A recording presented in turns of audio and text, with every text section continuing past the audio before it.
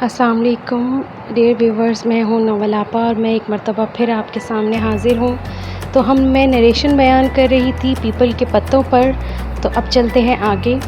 مجھے ایسا محسوس ہو رہا تھا کہ اس گھر کی خواتین یکسانیت کا شکار ہو کے بور ہو رہی تھیں۔ میں یہ بھی جانتا ہوں کہ ان کی بوریت موسیٰ ہی بھگا سکتا ہے، جس کی آمد کے بعد بٹووں کی زپیں اور کچن کے کیبنٹ کھول دیے جاتے ہیں۔ موسیٰ کو سامنے پا کر سبھی کے چہرے کھل اٹھے تھے۔ باغ و بہار طبیعت کا مالک موسیٰ دیسی کھانوں کا بے حد شوقین تھا، مگر موسیٰ کو اچانک سامنے دیکھ کر ایرج کے ہوش اڑ گئے تھے۔ اس قدر خوشی کی نیوز سن کر دوڑا آیا ہے۔ اس نے دل کو کافی تسلیاں بھی دی تھیں، پھر بھی بے چینی اس کے چہرے سے مترش تھی۔ حالانکہ وہ موسیٰ کی چہیتی تھی اور اس کی آمد پہ اسے پر لگ جاتے تھے۔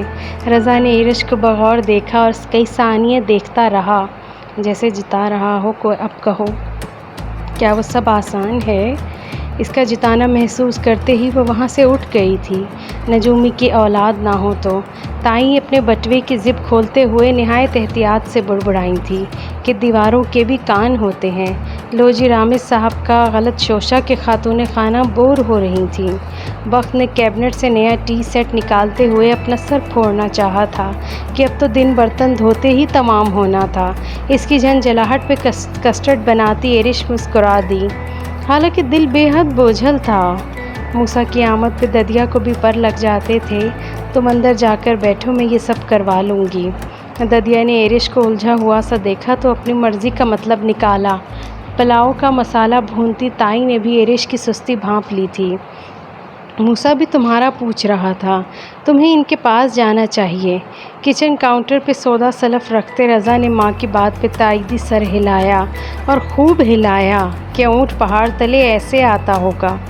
جبکہ نگاہ کسٹرڈ ڈیکوریٹ کرتی ایرج پہ ہی تھی، جو رضا کے خوشگوار موڈ پر کڑ رہی تھی۔ تائی کی نظر کاؤنٹر پر پڑی تو 2-4 سالم دیسی مرغ ایک ساتھ دیکھ کے ان کے پسینے چھوٹ گئے۔ موسیٰ کوئی مہینے بھر تو نہیں رہے گا؟ تائی کو نئے خدشات نے گھیرا تو نہ چاہتے ہوئے بھی بات منہ سے نکل ہی گئی۔ ان بے تحاشا خرچوں کا سوچتے ہی ان کا بی پی شوٹ کر چکا تھا۔ یہ سودا سلف مہینے بھر کا تو نہیں؟ ددیا کی زبان بھی بے ساختہ ہی پھسلی تھی۔ خرچہ تو میرے ہاتھ میں ہی آتا ہے نا، جس طرح کھینچ تان کے ایک مہینہ نکلتا ہے، یہ میں ہی جانتی ہوں۔ تائی جھک کرنے والی عورت نہیں تھیں۔ اب بھی جواب سرد مہری اور متانت سے دیا۔ ایرج کے دل کو کچھ ہوا کہ ددیا کا چہچہاتا وجود اچانک جامد ہوا تھا۔ میوہ جات کی جانب بڑھتا رضا کا ہاتھ بھی ٹھٹکا۔ معاف کیجیے گا اماں، لیکن ایک مخصوص بجٹ کے ساتھ بھرا پڑا گھر چلانا کوئی آسان بات نہیں۔ بخت کی ماں کا بات کرنے کا انداز ایسا تھا کہ کبھی گھر چلایا ہو تو پوچھتی۔ اس کی بات رضا کو انتہائی ناگوار گزری تھی۔ اس نے ماں پہ ایک شکایتی سی نگاہ ڈالی کہ کام والی کو یہ جرأت کیوں کر ہوئی؟ مالکوں کے معاملات میں بولنے والی یہ کون ہوتی ہے؟ لیکن ماں نظر چرا گئی تھیں۔ وہ بخت کی ماں سے بات کرتے کرتے سنبھلا کہ وہ موسیٰ کی موجودگی میں بدمزگی نہیں چاہتا تھا۔ رضا کا خراب موڈ بھانپتے ہوئے ایرج نے سوچا تھا کہ میوہ چرانے والی بلا ٹل چکی ہے۔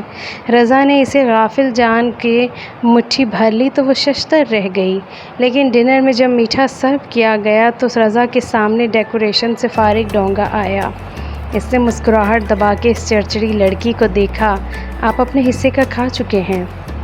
وہ ہمیشہ کی طرح تنک کے بولی، تو وہ بھی ہمیشہ کی طرح ہی اس بے رونق کسٹرڈ کو گھورتا رہ گیا۔ موسیٰ کی بات الگ تھی۔ تم دونوں شروع سے ہی ایک دوسرے کو پسند کرتے تھے، لیکن کوئی میری پراپرٹی کی بنا پر اور پراپرٹی کے ساتھ مجھے بھی ہتھیانا چاہے، میں ایسا نہیں ہونے دوں گی۔ ابھی کل ہی تو اس نے قطعی لہجے میں بہن کو اپنا فیصلہ سنایا تھا، اور نمل بس خالی نگاہوں سے اسے دیکھتی ہی رہ گئی تھی۔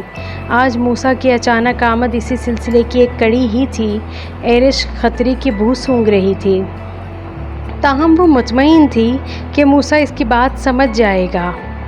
وہ اس سے بھائیوں جیسی محبت کرتا تھا۔ وہ نمل سے بے حد محبت کرتا تھا۔ وہ ان دونوں کے لیے ماں اور ماموں کے مقابل میں آ سکتا تھا۔ وہ 2 دن بعد موسیٰ اور نمل کی واپسی تھی۔ اگلے دن موسیٰ انہیں شاپنگ کروانا چاہتا تھا۔ اسے اپنے چند عزیزوں سے بھی ملنا تھا۔ وہ اس وقت ہال کمرے کی عقبی کھڑکی کے ساتھ لگ کے کھڑی تھی۔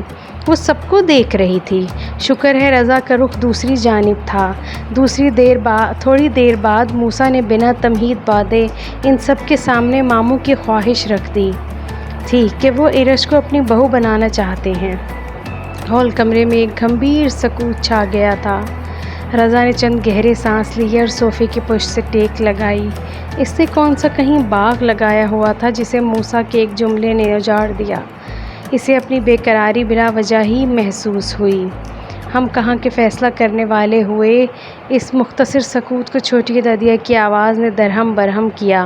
آپ کی والدہ نے بچیاں ہمارے سپرد کرتے وقت ہی ہمیں اب ہماری اوقات جتا دی تھی، پھر بھی مقام شکر ہے کہ بارات لانے سے قبل ہمیں بتا دیتی ہیں۔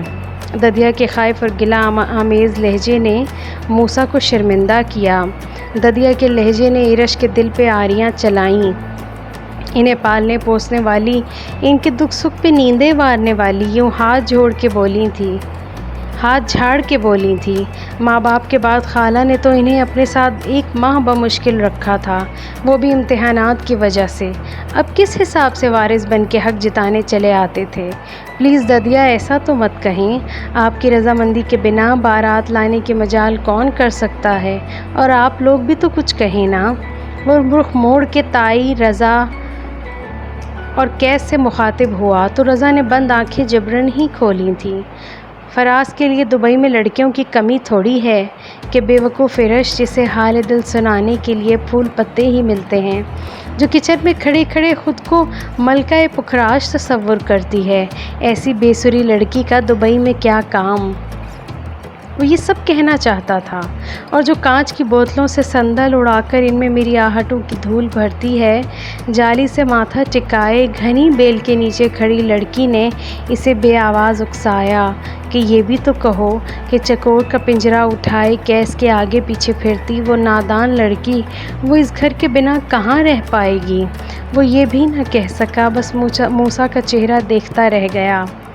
اگر واقعی میں ہمیں بیٹی والوں کا رتبہ دیا جا چکا ہے تو پھر رسم و رواج کے مطابق سوچنے کی مہلت بھی دی جائے۔ ددیا نے شینی لہجے میں ایسی مناسب بات کی تھی کہ ہر ایک خوش ہوا۔ تو کیا وہ ارش کی عادتوں سے واقف نہیں تھا؟ اگر وہ پلٹ کر اس کھڑکی کو گھور لیتا تو اس لڑکی نے وہیں کھڑے کھڑے مٹی ہو جانا تھا۔ اس کی بے قراری کی مانند اب چہرے پہ اتری مسکراہٹ بھی بلا وجہ ہی تھی۔ یہ پیپل کے نیچے کیا وقوع پذیر ہوا ہے، ماشاءاللہ آوے کا آوا ہی یہاں جمع ہے۔ رامس نے ہو بہو ددیا کا انداز اپناتے ہوئے بات کی تو باقی سب کے ساتھ ددیا بھی ہنس دی تھیں۔ وہ دونوں بھائی ایک ساتھ ہی گھر آئے تھے، اس کا ارادہ کمرے کی طرف ہی جانے کا تھا، مگر نثار چاچا کو دیکھا تو ادھر ہی چلا آیا، جو گاؤں سے آچاری آم لے کر آئے تھے، جو اس جمگھٹے کی وجہ وہ کھٹے اور کچے آم ہی تھے کہ نثار چاچا پہ نثار ہوا جا رہا تھا، جو آموں کو کٹ کٹ کرتے ایک صاف کپڑے پر اچھال دیتا تھا۔ ذرا جو پکی پھانک کسی کے سامنے گرتی تو فوراً اچک لی جاتی۔ آج ردا بھی وہیں موجود تھی جسے کل ددیا، ارش اور ہاشم سمجھا بجھا کر گھر واپس لے آئے تھے۔ ددیا دہائیاں دے رہی تھی، آئے ہائے سب اپنے ہاتھ قابو میں رکھو۔ لو جی یہاں تو دل ہی مشکل سے قابو ہے۔ ارش نے رضا پر ترچھی نگاہ ڈالے جو اس تمام کارروائی سے محظوظ ہو رہا تھا۔ دور اور قریب کے راستوں پر چلتا بھی وہ جان لیتا تھا کہ وہ کن نگاہوں کی زد میں ہیں۔ رضا میاں سنائیں حال کیسا ہے؟ نثار چاچا نے اسے محبت سے دیکھا۔ جی بہت اچھا حال ہے، یوں سمجھے ہمارے خراب حالوں پہ خاموش ہونے والے مایوس پھر رہے ہیں۔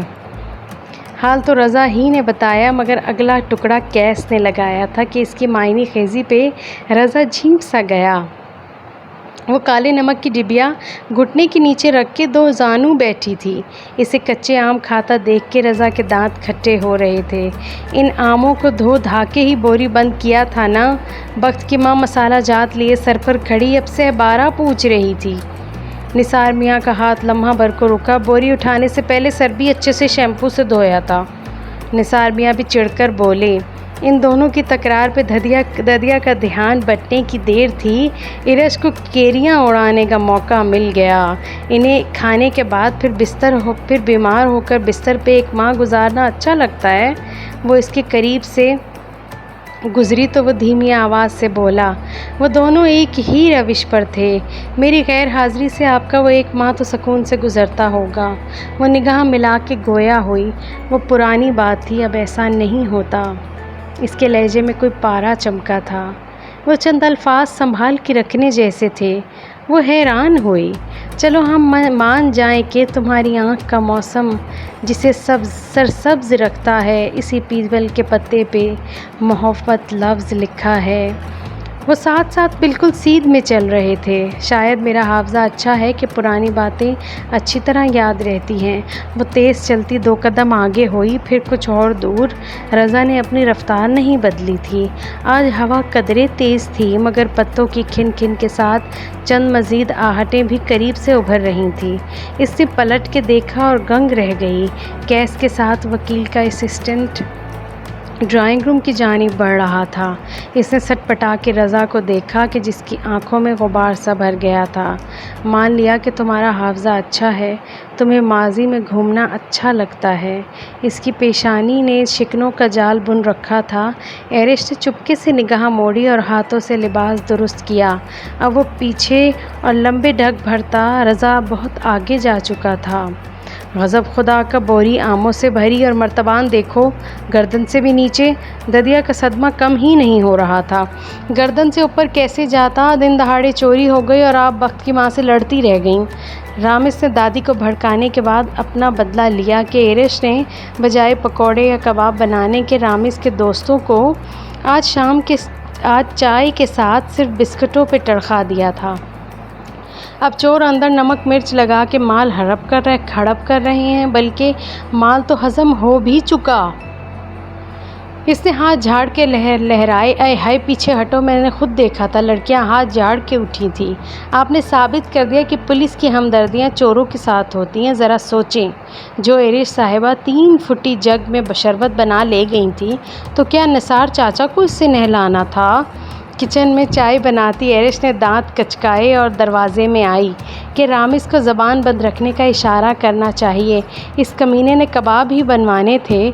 इसने रज़ा को हाल कमरे में आते देखा। कल से इसका मूड बहुत ख़राब था, वरना वो आते ही इससे चाय का ज़रूर कहता। हर वक्त फजूल के ड्रामे ना करते रहा करो। तुम्हारी जॉब का क्या हुआ? इसने आते ही रामिस की क्लास ली, मगर इसका ध्यान एरिश की तरफ था, जो इसे इशारों से समझा रही थी कि कबाब बना दूंगी, मगर ज़बान बंद रखो। दूसरी सूरत में ददिया ने वो कच्चे आम पाताल से भी निकलवा लेने थे।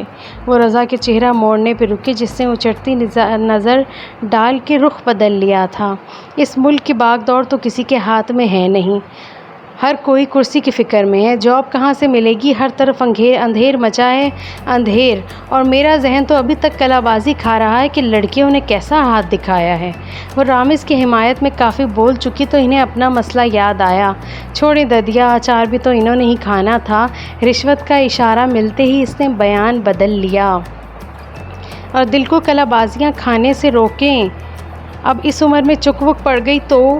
रामिस की काया पलटी। ददिया की समझ में तो नहीं आया, मगर रज़ा समझ चुका था। तुमसे कहा था मेरे दोस्त साजिद से मिलो। इसे अब वाकई रामिस की जॉब की फ़िक्र सताने लगी थी। तभी एरिश ने वहाँ आकर इन दोनों के सामने चाय रखी। वो हैरान हुई कि जब रज़ा वहाँ से उठकर चल दिया। अब तक के लिए इतना ही। इंशाल्लाह अगली नरेशन में मिलते हैं। तब तक के लिए मेरे चैनल को सब्सक्राइब कर दीजिए, लाइक कर दीजिए और शेयर कर दीजिए। Thank you for watching. अल्लाह हाफ़िज़।